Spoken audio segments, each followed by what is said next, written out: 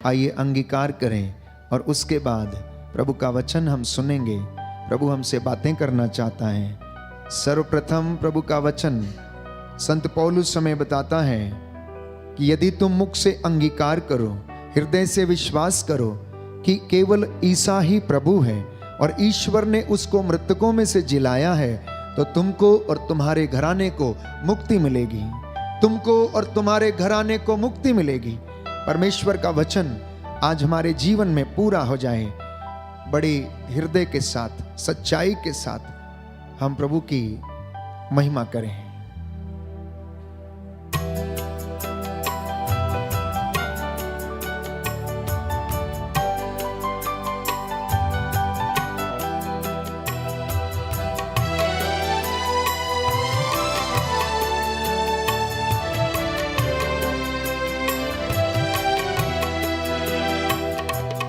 मेरे मसीहा मेरे खुदा, तू मेरा सब कुछ है।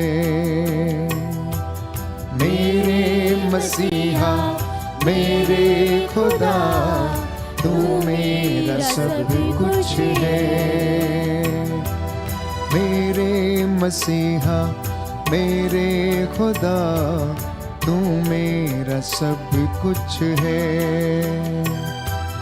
मेरे मसीहा मेरे खुदा, तू मेरा सब कुछ है। जब मैं आता हूँ तेरे पास, मुझे देता है तू साथ। जब मैं आता हूँ तेरे पास, मुझे देता है तू साथ। मेरे मसीहा मेरे खुदा, तू मेरा सब कुछ है। मेरे मसीहा मेरे खुदा, तू मेरा सब कुछ है।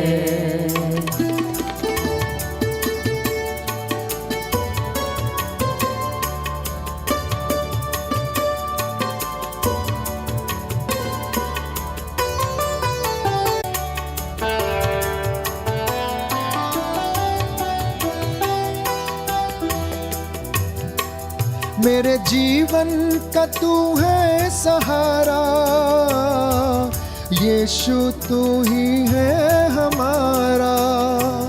मेरे जीवन का तू है सहारा, यीशु तू ही है हमारा।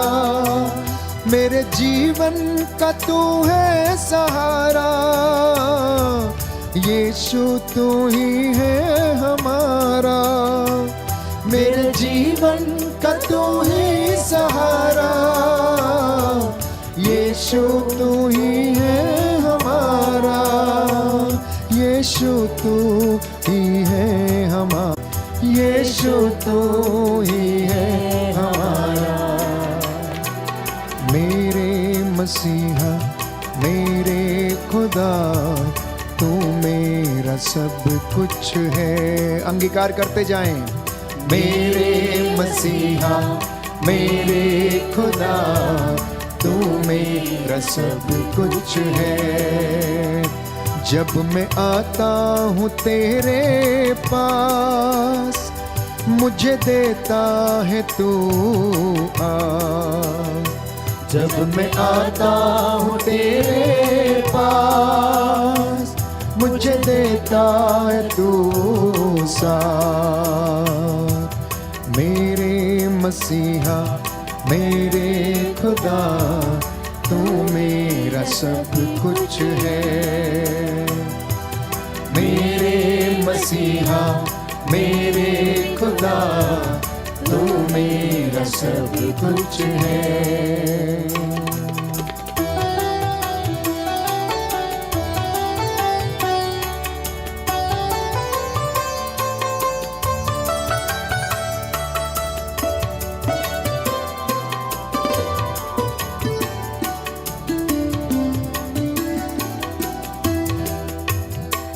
मेरे पापों का का बोझ उठाया, यीशु तूने ही बचाया। मेरे पापों का बोझ उठाया, प्रभु यीशु ने मुझको बचाया। मेरे पापों का बोझ उठाया, प्रभु यीशु ने मुझको बचाया। मेरे पापों का बोझ उठाया, प्रभु यीशु ने मुझको बचाया। प्रभु यीशु ने मुझको बचाया। प्रभु यीशु ने मुझको बचाया। मेरे मसीहा मेरे खुदा, तू मेरा सब कुछ है। मेरे मसीहा मेरे खुदा, तू मेरा सब कुछ है। जब मैं आता हूँ तेरे पास, मुझे देता है तू साथ। जब मैं आता हूँ तेरे पास, मुझे देता है तू साथ। जब मैं आता हूँ तेरे पास, मुझे देता है तू साथ। जब मैं आता हूँ तेरे पास, मुझे देता है तू साथ। Hallelujah, hallelujah. हे प्रभु यीशु, हे प्रभु यीशु, बोल तेरा दास सुन रहा है। बोल तेरा दास सुन रहा है। मेरे जीवन में, मेरे जीवन मेरे में, परिवार में, मेरे परिवार में शांति आ जाए, शांति आ जाए, चंगाई आ जाए, चंगाई आ जाए। Hallelujah, hallelujah, hallelujah, hallelujah, hallelujah, hallelujah, hallelujah. Hallelujah. प्रियजनों, ईश्वर हमारे बारे में क्या सोचता है? ईश्वर का वरदान मेरे और आपके लिए क्या है? आपने कभी सोचा इस विषय में कि ईश्वर मेरे और आपके विषय में क्या सोचता है? वो क्या चाहता है कि मनुष्य बने? वो क्या चाहता है कि मनुष्य कैसे रहे, क्या करे? आपने कभी मनन चिंतन किया? तो उपदेशक ग्रंथ अध्याय 3 पद संख्या 12 बाइबल हमें बताती है कि ईश्वर आपके विषय में क्या सोचता है और आपके लिए क्या वरदान उसने रखा है। ध्यान से इस वचन को आप सुने तो मैं समझता हूं कि आपको पता चलेगा कि वास्तव में ईश्वर की इच्छा आपके विषय में क्या है, ईश्वर का वरदान आपके लिए क्या है। तो वचन यूं कहता है कि मनुष्य के लिए सबसे अच्छी बात यह है कि वह जीवन भर सुखी रहे। क्या बात अच्छी है?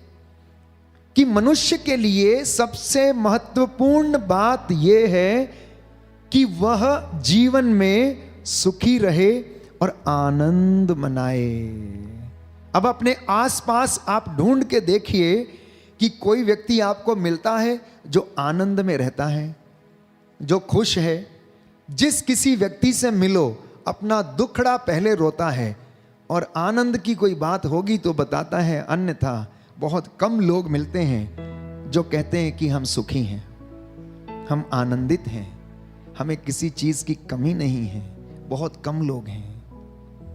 तो उपदेशक ग्रंथ बाइबल हमें बताती है अध्याय 3 पद संख्या 15 में, यदि मनुष्य खा पी सके और परिश्रम करते हुए सुख शांति में जीवन बिताए तो उसके लिए ईश्वर का सबसे बड़ा वरदान यह है और कोई दूसरा वरदान नहीं। आप ध्यान से सुन लीजिए, आज अपनी कन्नी में बांध कर जाइए, यह वचन आपके पल्ले में बांधिए कि परमेश्वर का वरदान मनुष्यों के लिए क्या है। वाणी ये कहती है, वचन ये कहता है कि मनुष्य खा पी ले, परिश्रम करे, सुख शांति में अपना जीवन बिताए, बस ईश्वर का सबसे बड़ा वरदान मनुष्यों के लिए धरती पर यही है, इससे ज्यादा और कुछ नहीं है। इससे ज्यादा और कुछ नहीं है। पद संख्या 14 में लिखा है, ईश्वर जो करता है वो सदा बना रहता है, उसमें ना तो कुछ जोड़ा जा सकता है और ना ही घटाया जा सकता है, वो सदा बना रहेगा। ईश्वर यह इसलिए करता है ताकि लोग उस पर श्रद्धा रखें। देखिए, परमेश्वर ने कितनी खूबसूरती से इंसान को बनाया, उसे सजाया, उसे संवारा और उसके विषय में एक इच्छा जाहिर की कि इंसान खुश रहे, परिश्रम करे, मेहनत करे, शांति में जीवन बिताए, आनंदित रहे और जीवन भर सुख शांति में रहे। ये इच्छा ईश्वर ने आपके विषय में जाहिर की और ये वरदान उसने आपको दिया। और उससे भी ज्यादा वो ये कहता है, वचन ये कहता है कि अगर वो खा पी सकता है ना तो सबसे सुखी इंसान है। कितने इंसान हैं जो खा पी नहीं सकते हैं, जिन्हें शुगर की बीमारी है, वो चाहते हैं मिठाई खाएं, रसगुल्ला खाएं, चीनी खाएं, लेकिन चाहते हुए भी नहीं खा सकते हैं। वो उनके लिए जहर है, उनके लिए जहर है। और बाइबल ये कह रही है, वचन ये कह रहा है कि जब तक इंसान खा पी सके, सुखी रहे, विश्वास के साथ जीवन बिताए, वो तब तक ईश्वर का वरदान उसके लिए। तो अगर आप चल फिर सकते हैं, देख सकते हैं, आपकी आंखें सही सलामत हैं, कान सही सलामत हैं, आप उठ बैठ सकते हैं, लोगों से मिल जुल सकते हैं, प्रेम कर सकते हैं, तो प्यारे भाइयों और बहनों, ईश्वर का इससे बड़ा वरदान आपके जीवन में कुछ नहीं हो सकता। पैसा ईश्वर का वरदान उसके लिए महत्व नहीं देता है, क्योंकि बाइबल हमें बताती है कि इंसान एक ही मालिक की सेवा कर सकता है। और दो मालिक के विषय में जिक्र किया गया है, पहला धन और दूसरा स्वयं ईश्वर। धन और ईश्वर, इंसान दोनों की सेवा नहीं कर सकता, एक की ही सेवा कर सकता है। या तो वो धन की सेवा करेगा और या ईश्वर की सेवा करेगा। तो इसलिए संत पौलुस, बाइबल हमें बताती है, कहता है अफेसियों के पत्र अध्याय 2 पद संख्या 20 में, आप लोगों का निर्माण उस भवन के रूप में हुआ है जो प्रेरितों तथा नबियों की नींव पर खड़ा है, जिसके कोने का पत्थर ईसा मसीह है। प्रियजनों, आपके विश्वास की नींव शहीदों के बलिदान पर डाली गई है। आपके विश्वास की नींव नबियों के विश्वास पर डाली गई है। आपके विश्वास की नींव को डालने के लिए स्वयं कोने का पत्थर प्रभु यीशु मसीह, जिसने अपने जीवन को कुर्बान कर दिया, बलिदान कर दिया, उसके ऊपर आपके विश्वास की नींव डली है और किसी दूसरी बात पर नहीं। इसलिए जब आप हजूरी में आते हैं, जब आप प्रार्थना में आते हैं, जब आप इबादत में आते हैं, तो प्यारे भाइयों और बहनों, आपके जीवन में हर वक्त ये सोच और ये विचार ताजा रहना चाहिए कि आपको विश्वास दिलाने के लिए ना जाने कितने सैकड़ों लोगों ने बलिदान दिए और उन्होंने अत्याचार सहे, और आज भी लोग सहते हैं, आज भी लोग सहते हैं। इसलिए यूदस का पत्र, बाइबल हमें बताती है कि ईश्वर के प्रेम में आप लोग सुदृढ़ बने रहें। अब ईश्वर का प्रेम कहां पर प्रकट होता है? तो बाइबल योहन के पत्र में हमें बताती है कि यह प्रेम कहां से आता है, यह प्रेम क्या चीज है। प्रेम तो स्वयं ईश्वर है, परमात्मा प्रेम है। जिस घर में प्रेम है उसमें परमात्मा निवास करता है। जिस घर में प्रेम है उसमें ईश्वर निवास करता है। जिसमें लड़ाई झगड़ा, वहां पर ईश्वर निवास नहीं करता, वहां पर शैतान निवास करता है। क्योंकि बाइबल यह बताती है कि शैतान का काम मारना, नष्ट करना, चोरी करना, झगड़े लगाना, हर प्रकार के बुरे कामों को करना, ये उसका काम है, ये शैतान का काम है।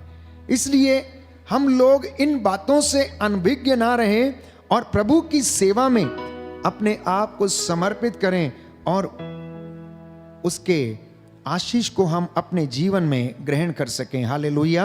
हालेलुया। यीशु की स्तुति हो। यीशु की यीशु स्तुति को हो। धन्यवाद। यीशु को हे धन्यवाद। प्रभु यीशु, हे प्रभु यीशु, बोल तेरा दास सुन रहा है। बोल तेरा दास सुन रहा है। मैं तेरे वचनों को मैं तेरे वचनों अपने को जीवन में, अपने जीवन अपने में, परिवार में अपने परिवार ग्रहण में करता हूँ। ग्रहण करता हूँ। आमीन। आमीन। तो यूदस का पत्र बाइबल हमें बताती है कि आप लोग प्रेम में सुदृढ़ बने रहें। आज के इस समाज में, आधुनिक युग में अगर किसी चीज की कमी है तो वो है प्रेम की कमी, वो है विश्वास की कमी, वो है एक दूसरे पर भरोसे की कमी। चारों तरफ बुराई का बोलबाला है, चारों तरफ प्यारे भाइयों और बहनों हाहाकार मचा हुआ है। हर तरफ शोषण, हर तरफ अत्याचार, हर तरफ लड़ाई झगड़े। आप जिस गली में जाकर निकल के देख लीजिए, आपको वहां पर बुराई के सिवा कुछ ना मिलेगा। इसलिए धर्मी व्यक्ति बहुत ज्यादा प्रयास करता है, नित्य प्रतिदिन चर्च जाता, मंदिर जाता, माथे टेकता, पुण्य करने का प्रयास करता, लंगर लगवाता। क्यों करता है ये सब? क्यों करता है जानते हैं? परमेश्वर की कृपा को प्राप्त करने के लिए ये सब करता है। परमेश्वर की हजूरी में वो बना रहे, इसलिए वो ऐसा करता है, अन्यथा उसे करने की आवश्यकता नहीं है।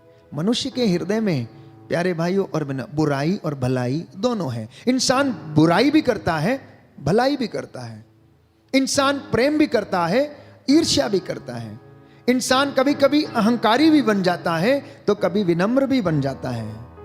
तो ये हमारे जीवन की प्यारे भाइयों और बहनों एक प्रकृति है, हमारे नेचर है। मनुष्य के जीवन की ये स्वाभाविक दिनचर्या में ये शामिल रहती हैं ये सारी बातें।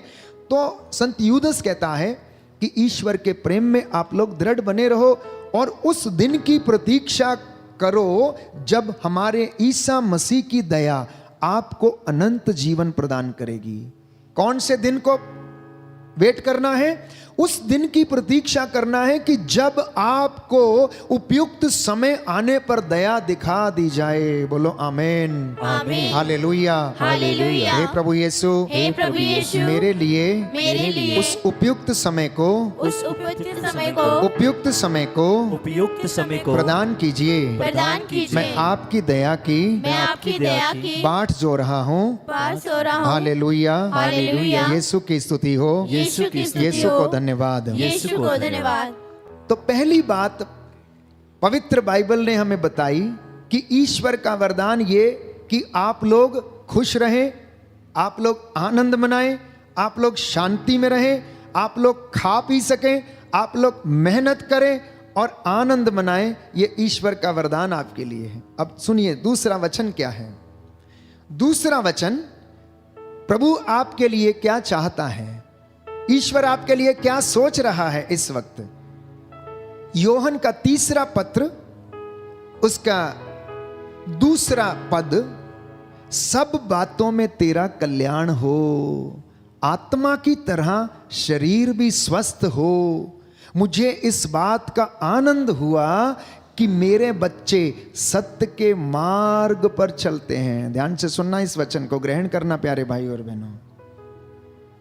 पवित्र बाइबल क्या कहती है, प्रभु क्या कह रहा है कि सब बातों में तेरा कल्याण हो। नौकरी में तेरा कल्याण हो, तेरे बच्चों की उन्नति में उनका कल्याण हो, तेरे खेत खलियानों में जो फसल बोई है उसमें भी तू उन्नति करे, उनमें तेरा कल्याण हो। तू जो काम करे वो सब सफल हो जाए, उसमें तेरा कल्याण हो। तेरे बच्चे सत्य के मार्ग पर चलें, इसमें भी तेरा कल्याण हो। मुझे इस बात का आनंद हुआ, योहन लिखता है, कि आपके बच्चे सत्य के मार्ग पर चलते हैं। बोलो आमीन। आमीन। हालेलुया। हालेलुया। हे प्रभु यीशु, हे प्रभु इस यीशु, वचन के द्वारा मेरे परिवार में, मेरे जीवन में चंगाई आ जाए, शांति आ जाए। हालेलुया। हालेलुया। हालेलुया। हालेलुया। तो वचन क्या कहता है, ईश्वर ये सोच रहे हैं आपके विषय में कि आपका हर बात में कल्याण हो। आप जहां कहीं भी कदम रखें, जिस किसी काम में आप हाथ डालें, वो सफल हो जाए।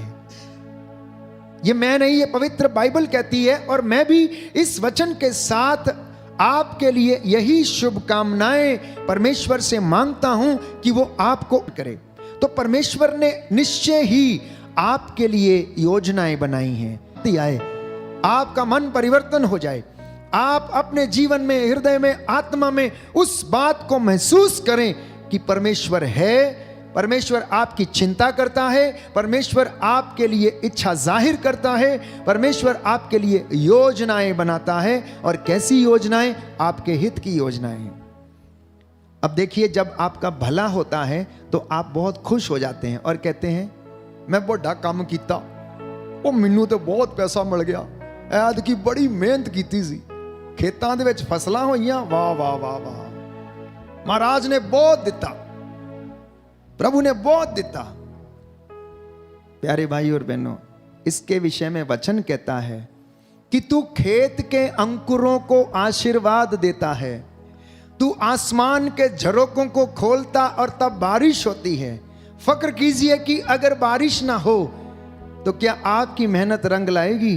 कभी भी नहीं लाएगी। आप जितनी मेहनत मर्जी करते रहिए, जब तक उसकी इच्छा ना हो तब तक प्यारे भाइयों और बहनों हमारे खेतों में, हमारे खलिहानों में कुछ भी नहीं हो सकता है। इसलिए वचन हमें बताता है कि परमेश्वर जो कुछ भी करता है वो प्रेम से करता है और अच्छी तरह करता है, सोच विचार के करता है, आपके लिए निर्धारित योजना को वो प्रकट करता है। लेकिन यदि मनुष्य अपनी योजना को पूरा करने की कोशिश करता है तो उसका घर खाली हो जाता है। आप करके देख लेना, आप करके देख लेना। मैंने बहुत बड़े बड़े लोगों को गरीब होते देखा और गरीबों को प्यारे भाइयों और बहनों अमीर होते हुए देखा। बहुत लोगों को जो पैसे के पीछे भागते थे भागते हुए देखा, और जो कभी उसके पीछे भागते नहीं थे पैसा उनके पीछे आते हुए मैंने देखा अपने जीवन में। क्योंकि प्यारे भाइयों और बहनों, चीजों का होना हमारे जीवन में महत्व नहीं रखता है, ईश्वर की आशीष का होना महत्व रखता है। अगर कोई व्यक्ति सुखी है तो वो इस बात के लिए सुखी है क्योंकि वो अपने जीवन में संतोष व्यक्त करता है कि मैं संतुष्ट हूं, मैं दिहाड़ी करता हूं, शाम को मैं कमा कर घर लाता हूं, रूखी मिसी चटनी रोटी के साथ में खाकर अच्छी नींद लेता हूं।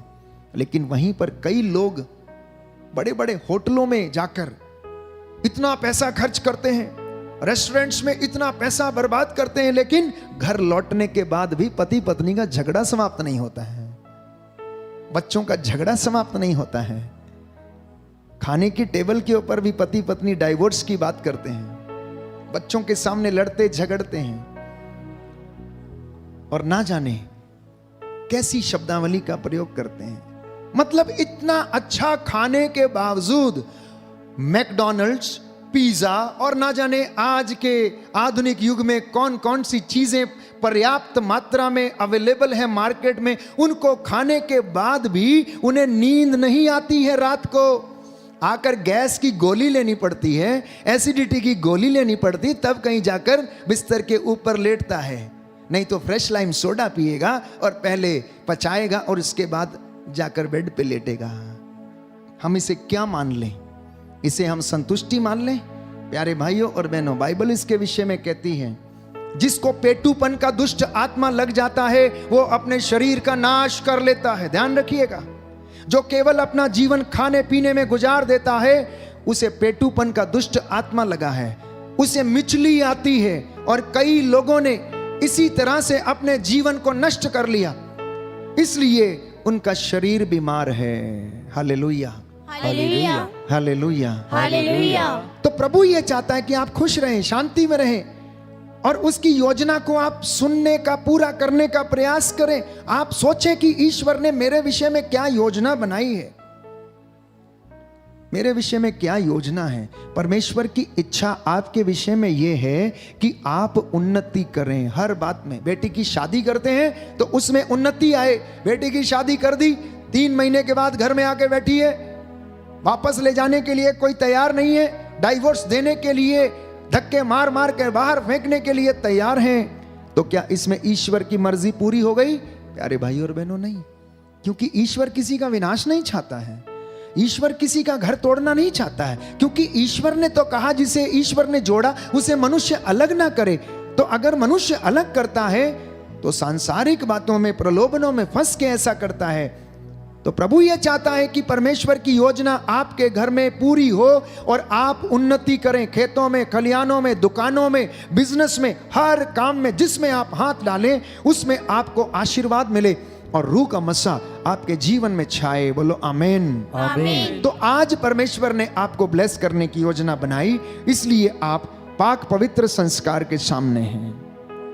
और आज वो आपके मन को खोलना चाहता है, आज आपके कुंठित विचारधारा को वो तोड़ना चाहता है, आज वो आपके हृदय में आना चाहता है, आज वो आपको ये रियलाइज कराना चाहता है कि मैं तुम्हारे लिए योजनाएं बनाता हूं, तेरे हित की योजना बनाता हूं। वो आशीर्वाद देने वाला परमेश्वर है प्यारे भाइयों और बहनों। इसलिए मैं अनेक अवसरों पर आपसे कह चुका हूं कि आप आध्यात्मिक बातों को, धर्मशास्त्र की बातों को हल्के में मत लेना, पवित्र वाणी को हल्के में मत लेना। यह कोई मनुष्य की वाणी नहीं, यह परमेश्वर की वाणी है। धर्मशास्त्र में लिखी गई एक एक बात परमेश्वर की प्रेरणा से, पवित्र आत्मा की कृपा से लिखी गई। इसलिए अनजाने में भी आप प्यारे भाइयों और बहनों इन वचनों को हल्के में मत लेना, हल्के में मत लेना। एक वचन है सुक्ति ग्रंथ में हम पढ़ते हैं, जो अपना पाप छिपाता है वो कभी जीवन में उन्नति नहीं करता है। जो अपना पाप छिपाता है वो जीवन में कभी भी उन्नति नहीं करता, लेकिन जो उसे अंगीकार करके, स्वीकार करके त्याग देता है, वचन कहता उस पर दया की जाएगी, उस पर दया की जाएगी। आपके बच्चों पर, आपके परिवार पर, आपके हर चीज पर प्रभु कहता है दया की जाएगी, अगर आप उसे अपने घर में आदर और सम्मान देने के लिए तैयार हैं। हालेलुया। हालेलुया। हे प्रभु यीशु, हे प्रभु यीशु, मेरे जीवन में, मेरे जीवन आपकी में आशीष आ जाए, आपकी आशीष आ जाए, रूह का दुगना मसा रूह का दुगना मेरे मसा जीवन में मेरे जीवन में छा जाए। छा जाए। Hallelujah, hallelujah. हालेलुया। हालेलुया। हम में से कितने लोग हैं जो आज यीशु को घर लेके जाना चाहते हैं? बोलिए, आप चाहते हैं यीशु को घर लेके जाना? आमेन, आमेन। यीशु को घर लेके जाना तो ये वचन साथ में लेके जाना। आप जानते हैं जकेउस नामक व्यक्ति जो कद में नाटा था, वो देख नहीं सकता था, भीड़ में उसे उछल उछल के कुछ देखना पड़ता था। तो वो क्या करता है, एक दिन उसकी इच्छा हुई कि मैं यीशु को देखूं कि वो कैसा दिखता है। ऊंचा, लंबा, चौड़ा, भरा पूरा है, लोग उसके पीछे भागे भागे फिरते हैं, तो मैं भी देखना चाहता हूं। तो उसने क्या किया, जाके यीशु के रास्ते में, जिस रास्ते से वो जा रहे थे, वो जाके एक सामने गूलर के पेड़ पर चढ़ गया। गूलर के पेड़ पे जब चढ़ गया, पत्तों में वो छिप गया। जानते हैं क्यों छिप गया? क्योंकि वो ठगी मारा करता था, लोगों से अपने आप को छिपाता था। तो बच्चे भी, अगर कोई व्यक्ति ऐसा काम करता है या कुछ लोग ऐसे लोगों को क्या करते, ताड़ना देते हैं, ओ ठग आ गया, देखो तुरिया फिरदा ठग, ऐसी बातें करते हैं और उन्हें शर्म आती थी। तो जकेउस को भी शर्म आई, इसलिए उसने गूलर के पेड़ पर अपने आप को क्या कर लिया, छिपा लिया, पत्तों में छिपा लिया। कोई शराबी रास्ते में जाता है तो बच्चे उसे छेड़ते हैं और कहते हैं यह शराबी जा रहा है, वो देखो देखो शराबी जा रहा है, वो देखो देखो पागल जा रहा है। तो उन्हें शर्म आती है। तो जकेउस ने सोचा कि कोई मुझे देख ना ले, क्योंकि मेरा चरित्र ही ऐसा है, लोग मुझे ठग के नाम से जानते हैं, इसलिए मैं क्या करता हूं, पहले ही जाकर पेड़ पे चढ़ जाता हूं और पत्तों में छिपा लेता हूं, वहां से मैं छिप के देख लूंगा कि यीशु कैसा है। सुनना ध्यान से, अब यीशु को वो देखना चाहता है। तो वचन ये कहता है कि यीशु हृदयों की थाह लेने वाला परमेश्वर है, तो वो पहले से ही जान लेता है कि आप में से कौन व्यक्ति सच्चे हृदय से उसको देखना चाहता है और कौन व्यक्ति दिखावा करने के लिए यहां पर बैठा है। तो प्रभु के ऊपर भीड़ की भीड़ लदी जा रही थी, उसके पीछे भीड़ की भीड़ चली जा रही थी। यीशु जब गूलर के पेड़ के नीचे पहुंचे तो उन्होंने सारी भीड़ को नजरअंदाज कर दिया, आंखें ऊपर उठाई, गूलर के पेड़ पर देखा और उसमें से जकेउस को देखा और जक्केउस छुप के यीशु को देख रहा था, यीशु को देख रहा था। आप में से जो सच्चे हृदय से आज खोजने आए हैं ना, प्रभु आपको देख रहा है। जक्केउस की जगह पर हम अपने आप को रखें तो ये वचन हमारे दिल को प्यारे भाइयों और बहनों फाड़ देगा। ये तीर के समान प्रभु का वचन चुभेगा। कहता है सबसे पहली तैयारी अगर हमें करनी है तो वो ये है, याकूब के पत्र में हम पढ़ते हैं कि अपनी जुबान पर हम नियंत्रण रखें, क्योंकि जुबान प्यारे भाइयों और बहनों एक छोटा सा अंग शरीर का जो पूरे सोच विचार को और हमारे शरीर को विकृत कर देता, खराब कर देता है। अगर हमें तैयारी करनी है तो ईर्ष्या से हम घृणा करें, ईर्ष्या को अपने मन से निकालें, मन मुटाव को, दूसरों की बदनामी करने को हम प्यारे भाइयों और बहनों मन से निकालें। याद रखिए, जो आप बोते हैं वही आप काटते हैं। जैसा आप दूसरों के लिए सोचते हैं वैसा ही आपके जीवन में होता है। इससे अलग कुछ भी जीवन में नहीं होता है।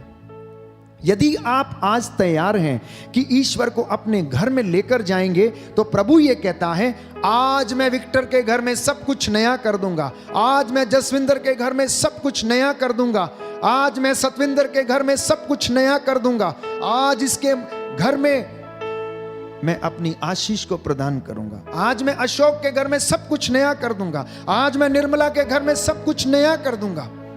आप विश्वास करना, जब हम वचन पढ़ते हैं तो अपने आप को उस जगह पर रखें। और प्रभु ये कहता है, अगर कोई यीशु में है तो वो नया मनुष्य बन गया है। वो हमारे बीच जीवन से पुराना स्वभाव निकालकर नया स्वभाव भर देगा। आपके घर में उन्नति आएगी। ऐसा नहीं कि दुख नहीं आएंगे, कष्ट नहीं आएंगे, क्योंकि दुख और सुख जीवन के दो पहलू हैं प्यारे भाई और बहनों। लेकिन दुखों में आपको प्रभु ढारस बंधाएगा, उनको सहन करने की शक्ति देगा। आइए हम प्रार्थना करें और प्रभु से कहें कि प्रभु मेरे जीवन में जो कष्ट है, परेशानी है, जो चिंता है, जो बुरी विचारधारा है, हे प्रभु यीशु उन्हें समाप्त कर दीजिए। मैं आपकी आराधना करता हूँ, आपकी महिमा गाता हूँ। Hallelujah, hallelujah, hallelujah, hallelujah. Yeshu की स्तुति हो, यीशु की स्तुति हो, यीशु को धन्यवाद, यीशु को धन्यवाद, यीशु की आराधना हो, यीशु की आराधना यीशु हो, की महिमा हो, यीशु की महिमा यीशु को हो, धन्यवाद। यीशु को हे धन्यवाद। प्रभु यीशु, हे प्रभु मेरे यीशु, जीवन में, मेरे जीवन में, मेरे परिवार में, मेरे परिवार में शांति आ जाए, शांति आ जाए, चंगाई आ जाए, चंगाई आ जाए। Hallelujah, hallelujah, hallelujah, hallelujah, hallelujah. Hallelujah.